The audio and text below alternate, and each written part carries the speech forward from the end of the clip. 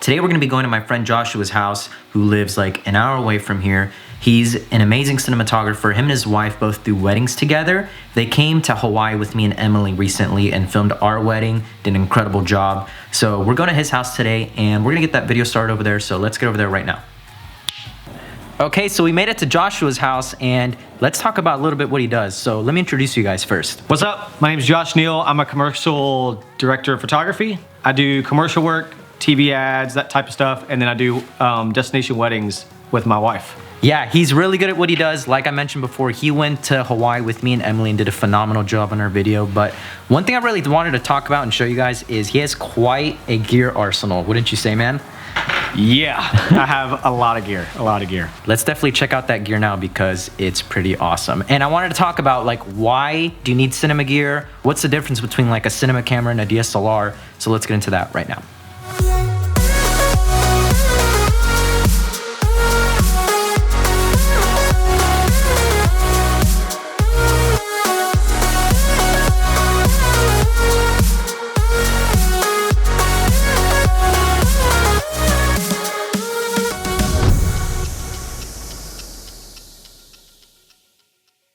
Okay, so we just got both of the cameras that he kind of uses, and these are both cinema cameras. And so why don't we kind of just break down like what a cinema camera is and like how it differs from like a DSLR for people that don't really know.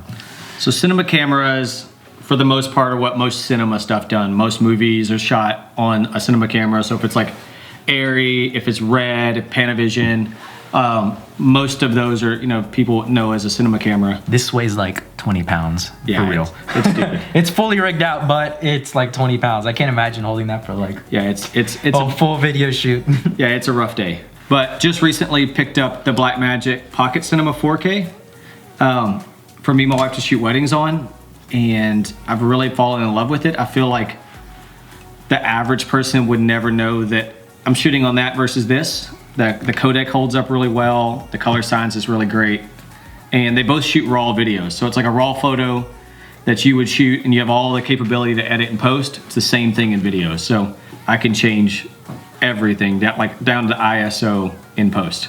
That's unreal. And that would be pretty awesome because like maybe you didn't shoot like a video clip exactly how you need to, like maybe it was a little overexposed or like underexposed. You can easily correct that. Yeah. Versus like whatever settings you used caked on to like a regular video in like a DSLR like in this, you probably won't have like the same dynamic range or anything. So when you look at like a 5D or Sony, you have that 27, 30 minute record time. That sucks, especially when you're doing corporate stuff, you're doing talking head interviews. It's terrible to stop an interview and say like, hey, give me a minute, I gotta restart my cameras. Yeah. It's like I can record all day if I have enough media, but you don't want us to do that. Like, the media this does, it's like proprietary red cards. Like you can't buy them anywhere. And this is 240 gigs and it costs $1,300. So yeah, it's like, that sucks. So like when you get a rig from Red, like just this, and this isn't even like super expensive cinema glass, is like 30 grand. Dang. Okay, so why don't you kind of tell us a bit on why would someone need a cinema camera over a DSLR? Clients usually dictate that, for me at least. Some clients don't care what we shoot on. We'll shoot on a 5D, we'll shoot on an A7 III or an A7S. But the level of work that I was wanting to go to really kind of dictated the reason I went this way. I wanted to get up into the higher paying commercial work, into the higher paying corporate work, where your jobs are $20,000, $30,000, $40,000 up to $250,000 jobs. Like I wanted to be there and really support my family in a different way. So when I went this direction, it started opening the doors up. So I just wanted all my clients to have the same quality, and so made this crazy jump. Dang, I don't know about you guys, but those numbers are crazy. Yeah, how much is the sticker price on this? Which Red is this? This is the Red Scarlet W. It's a 5K camera, super overkill, but I think my total all in with Red was $22,000. And then when you start looking at lenses, all the extra add-ons. This is built for something I'm shooting tomorrow, so I normally don't have lights on it. I don't like that look, but I'm probably 30 grand into just the Red package. And then when you start looking at Blackmagic stuff, all the lighting, all the audio, probably in the 50 range. and done most of that in the last year in all my purchases.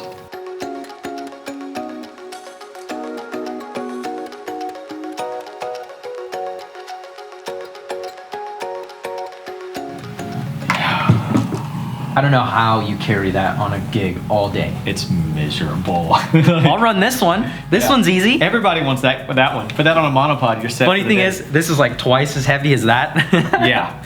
And that's just ridiculous. Stupid. Okay, so last thing I wanted to talk about is what are some drawbacks or maybe some things to consider, like major differences cinema cameras versus DSLRs, because there's a lot that comes with it. Yeah. I'd say cons are file size is a big part of it. Just massive. It's shooting RAW. It can shoot ProRes. It can shoot both at the same time if you need it to. But the big thing for me was the computer. I needed to edit files. I edit all my stuff in Premiere, and I hated watching in a lower resolution. Yeah, and I have to do that with 5D footage. Yeah. So that's 1080, not just regular 1080p footage coming out of that 5D. Yeah. My computer has trouble running that sometimes. Yeah, and it's like colored. And that's part of like the difference between RAW, that you can control the compression. It's like DSLR compresses their footage real heavily so that it makes a small file, but then when you get in the computer, it's having to decompress to edit. That's right. And so I don't have to do that with these, but I also want to watch back at 4 or 5K. So I built a monster Windows machine that renders like crazy, and it's all the tools you need to do your job that no one else knows or cares about. Exactly. It's like they don't care. That's awesome though. Well, pretty much there you have it, guys. That's kind of like some of the differences and perks you get using cinema cameras. Like Joshua, his work calls for that now, and so that's why it's totally understandable why you're dealing with cameras of this caliber and these sticker prices. And so his work honestly speaks for it. And so thanks so much for telling us about that, because for sure I didn't know half of that stuff either. Yeah. Okay, well, that's pretty much it. We're about to head back to Katy. We have like an hour commute left, but dude, thanks so much for everything. It was awesome. I will see you later. Sweet. That works. But all right, dude, I'll see you, dude. I'm gonna get out of here, man. Later.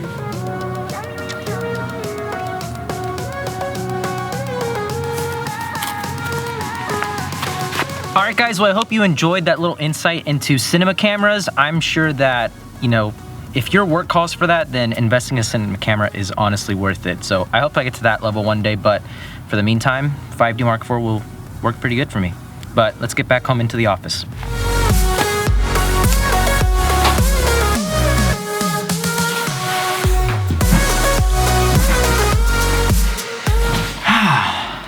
What's up, Stale?